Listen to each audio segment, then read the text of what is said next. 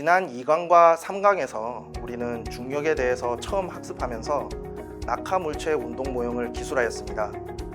아울러 포물체 운동을 기술하면서 지표면 근처에서 중력이 물체에 작용하는 효과를 학습하셨을 겁니다. 이번 강의에서는 물체가 지표면 근처에 없다는 가정하에 물체에 작용하는 중력에 대해 학습해보고자 합니다. 행성, 달, 인공위성의 움직임을 이해할 수 있는 자연 원리의 만유인력 법칙을 주로 다루고자 하며 앞선 시간에 공부한 각 운동량과 에너지 보존 법칙과 연관된 자연에 존재하는 4가지 기본 힘 중에 하나인 중력을 학습해 보도록 하겠습니다. 그럼 제8강 만유인력 지금 시작하도록 하겠습니다. 오늘의 학습 목표입니다. 뉴턴의 만유인력 법칙을 간단히 살펴보고 자유낙하 가속도와 중력에 대해서 학습해 보겠습니다. 아울러 분석 모형을 통해 중력장 내의 입자의 운동을 확인해 보고 케플러의 법칙을 통해 행성의 운동을 기술해 보도록 하겠습니다. 마지막으로 중력 포텐셜 에너지의 정의를 살펴보고 행성과 위성의 운동에서 에너지 관계를 기술해 보는 시간을 가져보도록 하겠습니다.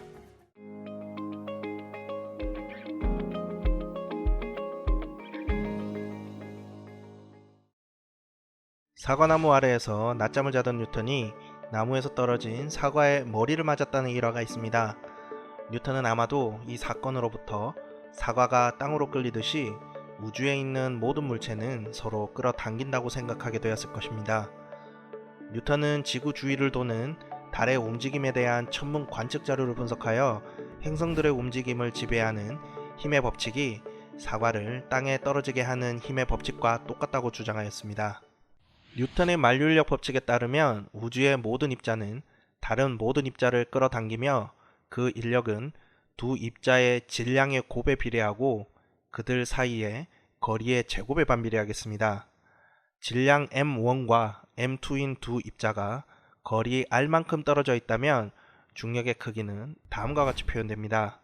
여기서 g는 만유인력 상수이고 그 값은 SI 단위로 표현하면 다음과 같겠습니다. 만유인력 상수 G는 캐빈디시가 수행한 중요한 실험 결과를 바탕으로 19세기 말이 되어서야 처음으로 계산이 되었습니다. 캐빈디시의 장치는 다음 그림처럼 가는 금속 철사나 얇은 섬유줄에 매달린 가벼운 수평 막대의 끝에 고정되어 있는 질량이 m인 두 개의 작은 공으로 이루어져 있습니다. 여기서 질량 라지 m인 두 개의 큰 공이 작은 공들에 다가가면 작은 공과 큰 공 사이에 잡아당기는 중력이 막대를 회전시켜 줄을 꼬이게 하고 새로운 평행 위치에 도달하게 됩니다. 이때 회전각은 연직줄에 달아놓은 거울에 반사된 빛의 방향 변화를 측정하여 재는 방식이 되겠습니다. 앞서 살펴본 뉴턴의 만유인력 법칙으로부터 주어지는 힘의 법칙 형태는 힘의 크기가 두 입자 사이 거리의 제곱에 반비례하기 때문에 역제곱 법칙이라고도 합니다. 다음에 배울 전기장 강의에서도 이런 종류의 힘의 법칙이 적용되는 다른 예를 살펴보시게 될 것입니다. 이 힘은 단위 벡터를 이용하여 벡터 형태로 표시할 수 있겠는데요. 이 단위 벡터는 입자 1에서 입자 2로 향하므로 입자 1이 입자 2에 작용하는 힘은 다음과 같이 벡터로 표현할 수 있겠습니다. 여기서 음의 부호는 입자 2가 입자 1의 끌림을 나타내므로 입자 2에 작용하는 힘은 입자 1을 향하게 되겠습니다. 뉴턴의 제3법칙에 따라 입자 2에 의하여 입자 1이 받는 힘 F12는 F21과 크기는 같고 방향은 반대가 되겠습니다. 방금 살펴본 식에서 두 가지를 주목해 보겠습니다. 첫째, 중력은 두 물체 중간에 놓여 있는 물질에 관계없이 두 물체 간에 항상 작용하는 장힘이라는 것입니다. 둘째, 이 힘은 입자 사이 거리의 제곱에 반비례하기 때문에 거리가 멀어지면 급속히 작아지겠습니다. 또 다른 중요한 사실은 유한한 크기의 구대칭인 질량 분포가 바깥에 있는 입자에 작용하는 중력은 마치 구대칭으로 분포하고 있는 질량 전체가 구의 중심에 놓여 있다고 가정할 때와 같다는 것을 이 식을 이용해서 증명할 수 있다는 것입니다. 예를 들어 지표면 근처에 있는 질량이 m인 입자에 지구가 작용하는 힘의 크기는 다음과 같이 표현할 수 있겠습니다. 지표면 근처에서 물체에 작용하는 중력의 크기를 그 물체의 무게라고 하며 F = mg로 주어지게 됩니다. 앞서 살펴본 지표면 근처에 있는 질량이 m인 입자에 지구가 작용하는 힘의 크기는 이 힘의 또 다른 표현식이 되겠습니다. 따라서 두 힘을 같게 놓으면 다음과 같이 표현할 수 있겠습니다. 이제 지표면에서 고도 h만큼 떨어진 곳에 있는 질량이 m인 물체를 생각해 보겠습니다. 지구 중심으로부터의 거리 r은 지구의 반지름 라지 r2에 물체의 높이 h를 더해준 값이 되겠고, 이 물체에 작용하는 중력의 크기는 다음과 같이 표현할 수 있겠습니다. 이 위치에 있는 물체에 작용하는 중력의 크기 또한 Fg = mg이며, 여기서 g는 고도 h에서의 자유낙하 가속도의 크기가 되겠습니다. 중력 가속도 g에 대한 수식을 유도하는 것은 교재를 참고해 주시기 바랍니다. 잘 유도하셨다면 다음과 같이 표현된 수식을 얻을 수 있겠습니다. 이 식으로부터 우리는 중력 가속도 g의 값은 고도가 높아질수록 작아진다는 것을 확인할 수 있습니다. 서로 접촉하지 않는 물체들 간의 상호작용을 설명하려는 시도는 뉴턴의 사망 이후 한참 후에야 이루어졌습니다. 이 시도는 중력장이 공간의 어느 곳에나 존재한다는 개념을 이용해서 중력작용을 매우 다른 시각으로 보는 방법이 되겠습니다. 장에 대한 개념은 물리 현상을 설명하기 위하여 종종 도입되는데, 공간 어디서나 존재하는 물리량인 장은 모든 점에서 하나의 값을 가지며 어떤 원천에 의해 정해지게 됩니다. 중력장의 원천은 질량이 라지 m인 원천 입자가 되겠습니다. 일반적으로 입자는 행성 또는 항성 크기이며, 행성 또는 항성 외부에서 관측되는 한 입자로 모형할 수 있겠습니다. 이러한 원천 입자는 공간에 영향을 미치게 되는데, 즉 입자로 인하여 생긴 중력장이라 불리는 양은 공간 어디에서나 있다고 이해해 주시면 좋겠습니다. 어떻게 중력장을 정의하여 정량적인 값을 매길 수 있는지에 대해 살펴보도록 하겠습니다. 대기 압력장 내에 있는 풍선의 경우 풍선을 놓으면 움직일 때의 가속도로 정할 수 있겠습니다. 중력의 경우 중력장 G를 다음과 같이 정의하겠는데요. 즉, 공간의 어느 지점에서 중력장은 그 점에 놓인 시험 입자에 작용하는 중력 Fg를 시험 입자의 질량 m5로 나눈 것입니다. 여기서 장은 시험 입자의 유무에 관계없이 존재한다는 것에 주목해 주시기 바랍니다. 즉, 원천 입자가 중력장을 만들어내는 것입니다. 중력장은 원천 입자가 주위의 빈 공간에 미치는 영향을 두 번째 물체가 그 공간에 위치한다고 가정할 때 그 물체가 받는 힘으로 기술할 수 있겠습니다. 장의 개념은 장 내의 입자 분석 모형의 핵심이 되겠습니다. 앞서 살펴본 다음 식에서 질량이 m5인 시험 입자를 단지 중력장 g의 값을 결정하기 위하여 장 내에 놓겠습니다. 장의 값이 일단 결정되게 되면 질량을 가지고 있는 어떤 입자라도 장 내에 놓으면 힘을 느끼게 될 것이므로, 중력장 내의 입자 모형에 대한 힘의 수학적인 표현을 다음과 같이 할 수 있겠습니다.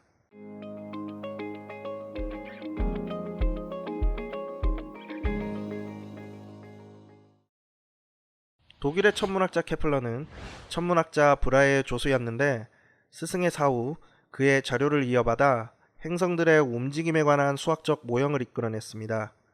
이 관측 자료들은 분석하기 어려웠는데요. 그 이유는 움직이는 행성들을 움직이고 있는 지구에서 관측하였기 때문이었습니다.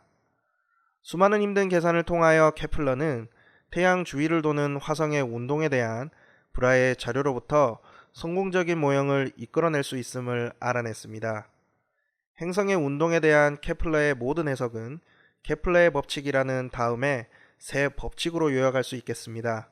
태양계에 대한 프톨레마이오스의 지구 중심 모형과 코페르니쿠스의 태양 중심 모형은 전체가 원 궤도로 운동한다고 가정하였지만, 케플러의 제1법칙에 따르면 원 궤도는 매우 특별한 경우이고 일반적인 행성 운동은 타원 궤도를 그린다는 것을 알아냈습니다. 다음 그림은 행성의 타원 궤도를 나타내는 타원형 그림을 보여주고 있습니다. 수학적으로 타원은 두 점 F1과 F2를 초점으로 잡고 이 초점으로부터의 거리 R1과 R2의 합이 일정한 점들을 모아놓은 곡선이 되겠습니다. 타원 위에 두 점을 지나며 중심을 지나는 가장 긴 길이를 장축의 길이라고 하고, 이 길이는 2a임을 우리는 알고 있습니다. 본 그림에서 길이 a를 긴 반지름이라고 하겠습니다. 마찬가지로 타원 위에 두 점을 지나며 중심을 지나는 가장 짧은 길이 이 b를 단축의 길이라고 하고, 길이 b를 짧은 반지름이라고 합니다. 두 초점은 각각 중심으로부터의 거리 c에 있고, 여기서 피타고라스의 정리에 의해 a제곱 이꼴 b의 제곱 더하기 c의 제곱이 되겠습니다. 타원의 이심률 2는 a분의 c로 정의하고, 이것은 타원의 모양을 결정하겠습니다. 원은 c의 값이 0이고 이심률이 0이 되겠습니다. 그림에서처럼 a에 비하여 b가 작으면 타원은 x축 방향 쪽에 비하여 y축 방향 쪽이 짧아지겠습니다. b가 작아짐에 따라 c는 증가하면서 이심률도 증가하게 되는데요. 따라서 이심률이 크면 길고 가는 타원이 되겠습니다. 타원의 이심률의 범위는 0보다 크고 1보다 작은 값이 되겠습니다. 태양계 내의 행성 궤도의 이심률은 다양하겠습니다. 지구 궤도의 이심률은 0.017인데요. 이것은 거의 원 궤도라 이해하셔도 무방하겠습니다. 이와 달리 수성 궤도의 이심률은 0.21로 8개 행성 중 가장 큰 값을 가집니다. 다음 왼쪽 그림은 수성 궤도와 이심률이 같은 타원을 보여주고 있습니다. 그렇지만 이심률이 가장 큰 수성 궤도와 같은 타원도 원 궤도와 구분하기 힘들 정도이고, 이는 케플러의 제1법칙이 대단히 위대한 업적임을 보여주고 있습니다. 헨리에성 궤도의 이심률은 0.97로서 오른쪽 그림처럼 장축이 단축에 비하여 대단히 긴 타원이 되겠습니다. 따라서 헨리에성은 76년 주기 중 대부분을 태양에서 멀리 떨어져 있고 지구에서 보이지 않으며 태양과 근접한 궤도에 있을 때만 눈으로 관찰할 수 있겠습니다. 케플러의 제1법칙은 중력이 가진 거리의 제곱에 반비례하는 속성의 직접적인 결과입니다. 중력에 속박되어 있는 물체는 원 또는 타원 궤도를 그리는 것을 확인하였는데요. 이런 물체들에는 태양 둘레를 주기적으로 공전하는 행성, 소행성, 그리고 해성뿐만 아니라 행성 주위의 달도 포함될 것입니다.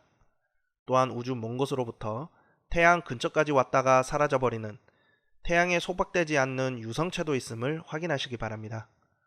이런 물체들과 태양 사이의 중력도 거리의 제곱에 반비례하며 이심률이 1인 포물선 또는 이심률이 1보다 큰 쌍곡선 등의 궤도곡선을 그리게 될 것입니다. 케플러의 제2법칙은 각 운동량에 대한 고립계 모형의 결과임을 설명할 수 있습니다. 다음 그림과 같이 질량이 mP인 행성이 타원 궤도로 태양 주위를 돌고 있고 행성을 하나의 개로 생각하겠습니다. 태양이 행성에 비하여 훨씬 더 큰 질량을 가지고 있으며 태양은 움직이지 않는다고 가정하면 태양이 행성에 작용하는 중력은 중심력이고 태양을 향하는 반지름 벡터가 될 것입니다. 그러므로 이 중심력이 행성에 작용하여 태양을 지나는 축에 대한 돌림임은 벡터 FG가 벡터 R의 평행이므로 0이 되겠습니다. 행성에 작용하는 외부 돌림임이 0이기 때문에 행성 운동은 각 운동량에 대한 고립계로 모양화될 것입니다. 자세한 내용은 지난 6강 고정축에 대한 강체 회전 및 각 운동량 강의를 참고해 주시기 바랍니다. 6강 강의 내용을 바탕으로 행성의 각 운동량을 유도해 보면 다음과 같이 표현할 수 있겠습니다. 이 결과를 다음 그림과 같이 기하학적인 논의와 연결시킬 수 있겠습니다. 그림에서 반지름 벡터 R은 시간 간격 dt 동안 넓이 dA를 쓸고 지나가는데요. 이 넓이는 벡터 R과 벡터 dR이 만든 평행사변형의 넓이의 반이 됨을 확인하실 수 있습니다. 시간 간격 dt 동안 행성의 변이 벡터는 속도 벡터에 dt를 곱해준 벡터이므로 넓이 da는 다음과 같이 유도할 수 있겠습니다. 다음과 같이 표현되는 단위 시간 동안 변하는 넓이의 관계식은 교과서를 참고해서 유도해 주시기를 당부드립니다.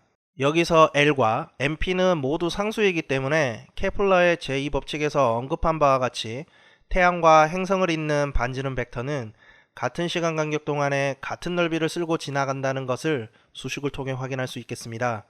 즉, 도함수 dt분의 da는 일정하다 라고 이해해 주시면 좋겠습니다. 케플러의 제3법칙은 원궤도에서 거리의 제곱에 반비례하는 힘의 법칙과 우리의 분석 모형들로부터 예측할 수 있겠습니다. 다음 그림과 같이 질량 ms 를 가지는 태양 주위를 원운동하는 질량 mP인 행성을 생각해 보겠습니다. 행성이 원운동할 때 행성의 구심 가속도를 제공하는 것은 중력입니다.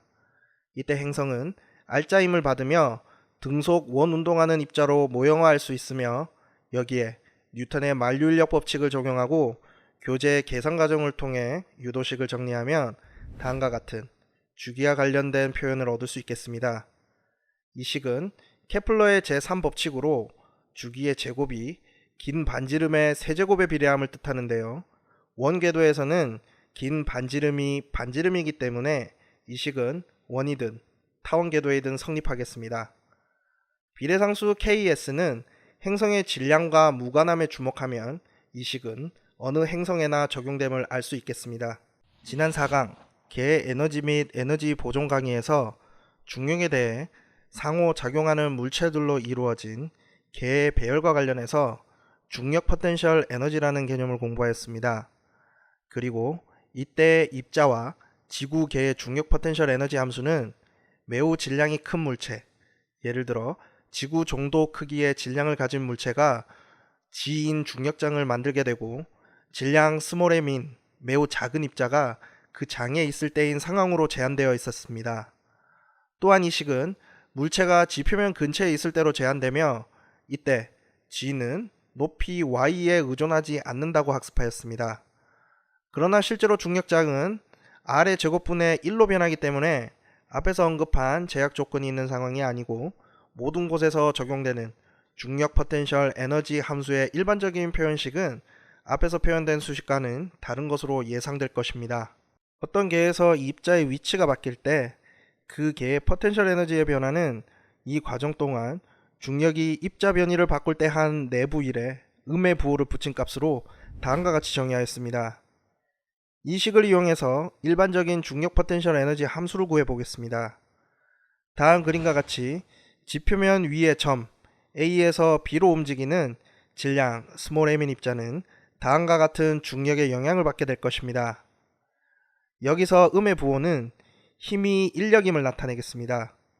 이것을 교재에 유도된 수식처럼 개의 포텐셜 에너지 변화의 수식에 대입하게 되면 입자와 지구계에서 두 물체 사이의 거리 R의 변화에 따른 중력 포텐셜 에너지 함수 변화를 다음과 같이 표현할 수 있게 됩니다. 포텐셜 에너지의 기준이 되는 배열은 자유롭게 임의로 선택할 수 있겠습니다. 보통 힘이 0으로 되는 배열을 포텐셜 에너지가 0으로 되는 기준 배열로 선택하는 것이 일반적입니다. 다음과 같이 표현된 중력 포텐셜 에너지는 입자가 지구 중심으로부터 거리 R만큼 떨어져 있고 이 R이 지구의 반지름보다 크거나 같으면 성립하겠습니다. 만일 입자가 지구 내에 있어서 이 반지름 R이 지구의 반지름보다 작게 되면 이 식은 성립하지 않는다는 것을 확인해 주시기 바랍니다. 이와 같이 포텐셜 에너지 UI를 선택하면 중력 포텐셜 에너지는 다음 그림에서 표현된 것처럼 항상 음수값을 가지게 됩니다. 포텐셜 에너지 식이 입자와 지구계에 대하여 유도되었지만 두 입자로 된 다른 모든 계에서도 비슷한 형태의 식이 적용되겠습니다. 즉 서로 거리 R만큼 떨어진 질량 M1과 M2인 두 입자로 구성된 개가 갖는 중력 포텐셜 에너지는 다음과 같이 표현되겠습니다. 이 식에서 두 입자 간에 작용하는 힘은 R분의 1로 변하겠지만 입자 사이의 중력 포텐셜 에너지는 R분의 1로 변하게 됨을 확인해 주시기 바랍니다.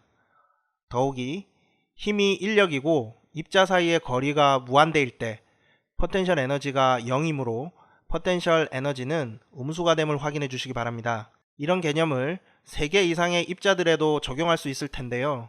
이 경우 개의 전체 포텐셜 에너지는 각 쌍의 포텐셜 에너지를 모두 더하면 되겠습니다. 예를 들어 다음 그림과 같이 개가 3개의 입자로 이루어져 있으면 중력 포텐셜 에너지는 다음과 같이 표현할 수 있을 것입니다.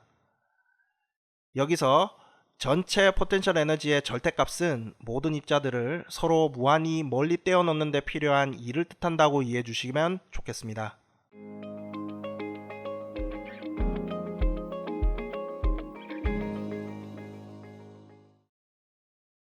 앞 페이지에서 중력 포텐셜 에너지의 일반적인 식을 얻었으므로 분석 모형을 중력계에 적용할 수 있겠습니다. 매우 큰 질량 라지 M을 가진 물체 주위를 속력 V로 도는 질량 스몰 m인 물체를 생각해 보겠습니다. 태양 주위를 운동하는 행성이나 지구 주위를 도는 인공위성이나 태양 주위를 단 한 번만 지나는 해성 같은 것들이 이런 개가 될 수 있겠습니다. 질량이 라지 m인 물체가 관성 기준틀에서 정지해 있다고 가정하면 이 두 물체로 이루어진 개의 전체 역학적 에너지는 질량이 스몰 m인 물체의 운동 에너지와 개의 중력 포텐셜 에너지의 합으로 다음과 같이 표현되겠습니다. 질량이 스몰 m인 물체와 라지 m인 물체계가 고립계이고 개 내에 작용하는 비보존력이 없으면 역학적 에너지는 개의 전체 에너지가 될 것이고 이 에너지는 보존될 것입니다. 다음 그림에서 질량 스몰 m인 물체가 A에서 B로 움직일 때 전체 에너지는 일정하게 유지되겠습니다. 또한 앞에서 설명한 각 운동량 보존에 따르면 중력으로 묶여있는 두 물체로 이뤄진 개에서 전체 에너지와 전체 각 운동량은 일정하겠습니다. 따라서 이 식은 속력 V의 값에 따라 전체 에너지 E의 값이 양수, 음수 또는 0이 될 수 있음을 보여주고 있습니다. 그렇지만 지구와 태양계처럼 묶여있는 개에서는 R의 값이 무한대로 갈 때 중력 포텐셜 에너지가 0이기 때문에 E는 항상 0보다 작겠습니다. 질량이 스몰 m인 물체가 질량이 훨씬 무거운 물체 주위를 원 운동하는 개에서는 E가 0보다 작은 값임을 보일 수 있는데 다음과 같이 유도된 표현식은 교재를 참고하시어 개인적인 과제로 남겨두도록 하겠습니다. 다음 그림과 같이 질량 m인 물체가 지표면에서 처음 속력 VI로 연직 위 방향으로 발사된다고 가정해 보겠습니다. 에너지 관계를 고려해서 물체가 지구로부터 떨어져 있는 어떤 거리에 도달하게 하는 처음 속력의 값을 구해보도록 하겠습니다. 앞에서 살펴본 두 물체로 이루어진 개의 전체 역학적 에너지, 즉 운동 에너지와 개의 중력 포텐셜 에너지의 합으로 표현된 식은 임의의 배열에서 개의 전체 에너지를 보여주고 있습니다. 물체가 지표면 위로 발사될 때 초기 속력은 VI가 될 것이고 반지름 R은 지구의 반지름이 될 것입니다. 물체가 최고 높이에 도달하면 나중 속력은 0이 되고 반지름 R은 최대 높이 Rmax 값과 같게 될 것입니다. 물체와 지구계는 고립되어 있으므로 이들 값을 주어진 고립계 모형식에 대입하면 다음과 같이 표현할 수 있겠습니다. 최고 높이가 주어지면 이 식으로부터 처음 속력을 구할 수 있게 되는데요. 이제 지구로부터 무한히 멀어지기 위하여 지표면에서 물체가 가져야 하는 최소한의 속력인 탈출 속력을 계산할 수 있겠습니다. 이 최소 속력으로 출발하면 물체는 지구로부터 점점 멀어지면서 속력은 0에 접근하게 될 것인데요. 방금 살펴본 식에서 다음 두 가지 조건을 넣으면 최종적으로 물체의 질량과 무관한 탈출 속력을 다음과 같이 구할 수 있겠습니다.